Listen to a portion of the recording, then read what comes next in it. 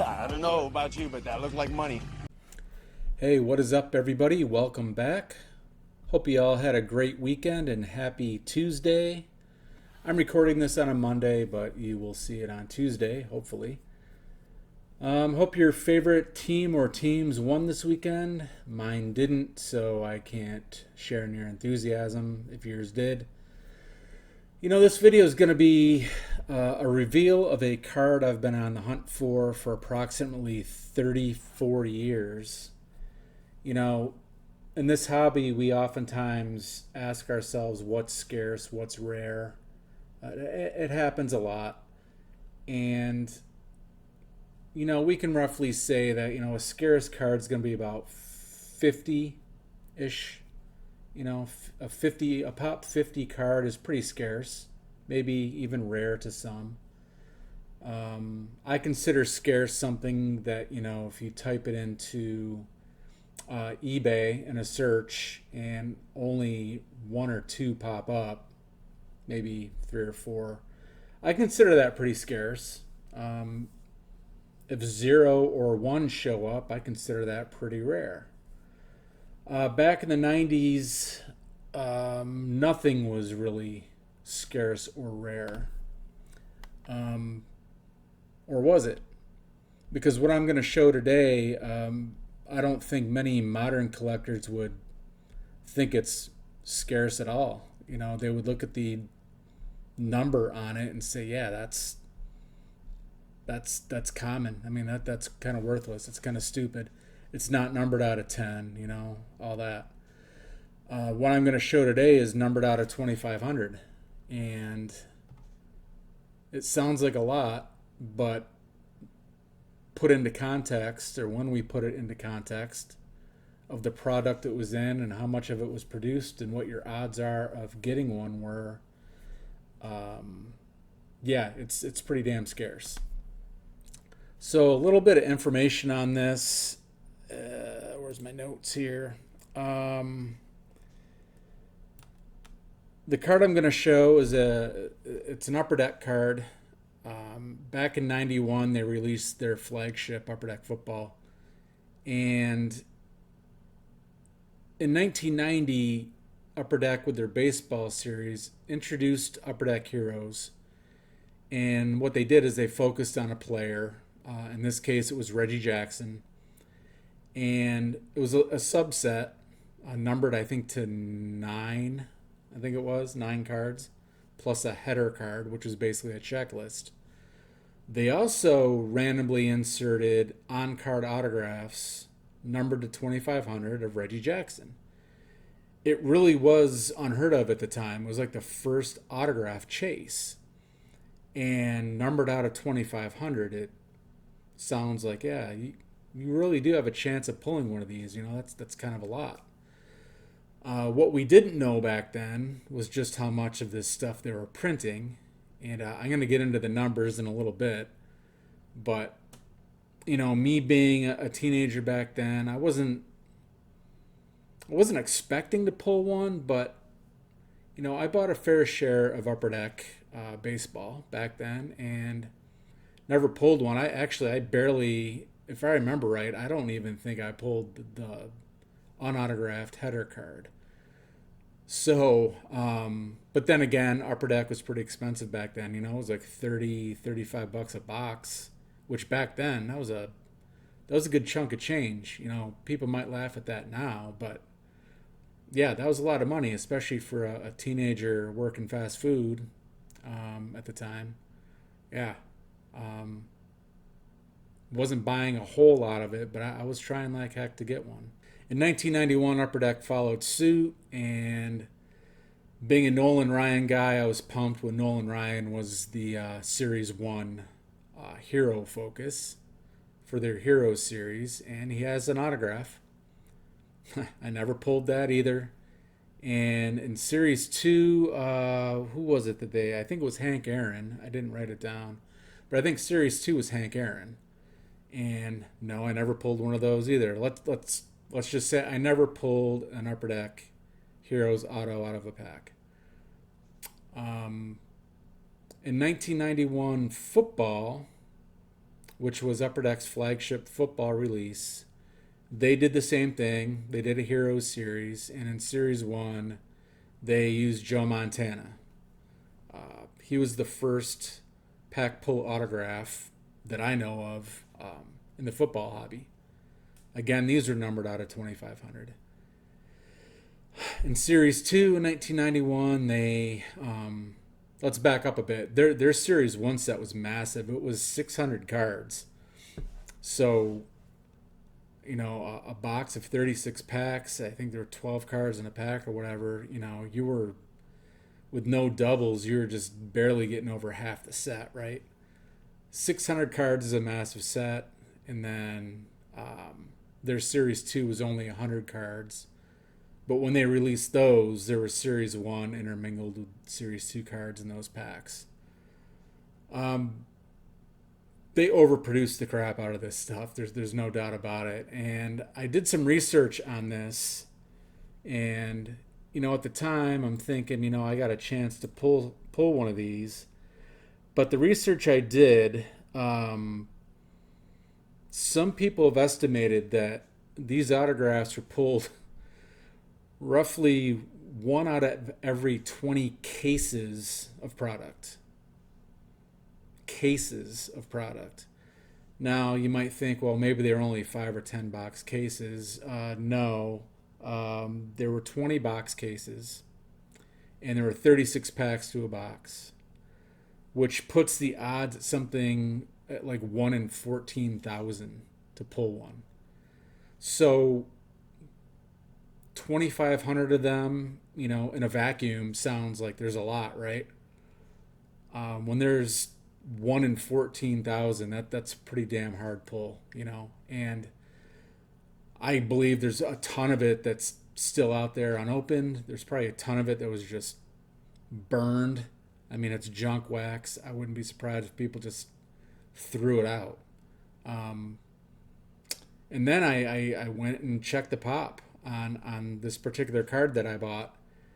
And of the 2,500 of this card, I see that only less than 300 of them have been graded by one of the big 3 grading companies, Beckett, SGC, and PSA. So less than 300, so that's what? Less than 12% have been slabbed. That seems pretty scarce to me when you kind of put it all together. 2,500 of them were made. Only 12% of them are in slabs today. And that's a card that, all these autograph cards, they're highly desirable, and people would slab them up if they had them. Most people would if they,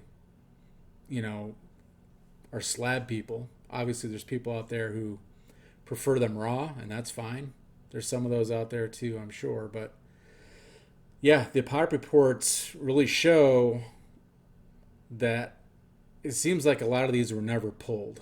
And so I'm just going to show you the card that I bought. You probably have a pretty good idea if you watch me much at all as to who it is. But I've been hunting for this for a long time. Many of these, the autographs are faded. I'll explain why in a minute. Or the prices are just too high, or it just... The big thing to me was how bold the signature was. And a lot of these, they're 30-plus year old cards. The signatures are faded. And some of that signature fading, it's due to sitting in a display case for the last 2-3 decades, just being left out in the light, displayed, things like that. So, yeah, the boldness of the signature was the biggest thing for me, and I think I found a good one. I'm pretty sure I did. I like it. And, let's have a look at it. So here's mine. This is my 1991 Upper Deck Joe Namath Heroes Auto, numbered out of 2,500. As you can see, the signature is really bold. It's a low number serial number, which doesn't mean much of anything, but One thing that Upper Deck did do with some of the athletes when they signed, every 100th signature, there would be a special inscription on the autograph. For example, the Namath. I haven't seen one except for online and a couple forums, but I have seen one that's inscribed Broadway Joe. That would be super cool to have. Um, I guess what Upper Deck didn't know they were doing at the time was they were kind of creating a almost like a variation with this autograph set that they were doing, because they have inscriptions from some of their athletes that go beyond the signature. Like a Broadway Joe is a variation of this one. So they were doing variations 30 plus years ago. One thing you have to be careful of with these cards is you see a lot of these cards autographed, right? Some don't have a serial number. These should all have a serial number on them. All the pack pulled Upper Deck Heroes autographs are serial numbered out of 2,500. In 92 or 93, Upper Deck started doing Upper Deck Authentic, which you could buy direct from Upper Deck. And like the Dan Marino, the Walter Payton, those are numbered out of 2,800. And they've got a hologram sticker on the back. Basically their authenticity sticker. But those are numbered, like I said, out of 2,800. Those are not pack pulled, but they are Upper Deck Hero autographs. The other telltale sign outside of the serial number, and I'll show you this here, is this hologram. A true pack pulled Heroes autograph is going to have the diamond hologram. If they're not a pack pulled autograph, it's going to have the hologram of whatever sport it is. The hologram for football, for example, is a football. For baseball, it's like a baseball diamond. For hockey, it's like a rectangle, like a puck. And for basketball, it's a round ball. So that's how you can really tell the difference. Is if you see that diamond, or if you want to say a square on the back, that is a true pack pulled Heroes autograph. Unfortunately, there are people out there who try to pass these off as the true pack pulled auto, but they're not. So you've got to be really careful. Do your due diligence if you're interested in these kind of items. They're really neat. Again, numbered out of 2,500, but there aren't that many of them that are available. And these are like the first true pack pulled autos that we had, back in the 90s. I know Proline, which had a license to make football cards, they had some. Classic eventually did some in like 94, maybe 93. But these were the first. So this and the Joe Montana are the first two. And there's some desire to own these. These are, for me, they're pretty nostalgic in that I remember when these came out, we never heard of being able to pull an autograph out of a pack. Back then it was still, I guess, kind of a novelty maybe. And now it's like if a product doesn't have autographs, it's kind of, junk, right? And these are on card. These aren't on stickers. And yeah, I love finally having this card again. 30 years in the making. I'm a Joe Namath guy, as you know, and yeah, bold autograph, not really faded at all. And unfortunately, I'm probably not going to display this. I'll put it away. I don't want the autograph to fade, and I know that they can and do over time, but I know I have it. Yeah, it's in a Beckett holder. I don't really care. For you Beckett haters out there, it's okay with me. This was graded, I think, in 2002, so quite a long time ago. This is, was slabbed up, and obviously this was put away and taken care of because of the boldness of that autograph on there. So I keep looking at it and not at the camera. So yeah, what do you think? Again, there are other ones out there. There's the Montana, the Namath, there's the Marino, and there's the Walter Payton. I think I'm forgetting one. But yeah, let me know what you think about these cards. If you have any, let me know. I'd love to hear your story on how you got it, especially if you pulled one. That'd be super cool. But thanks again for tuning in, and we will talk soon. See you later.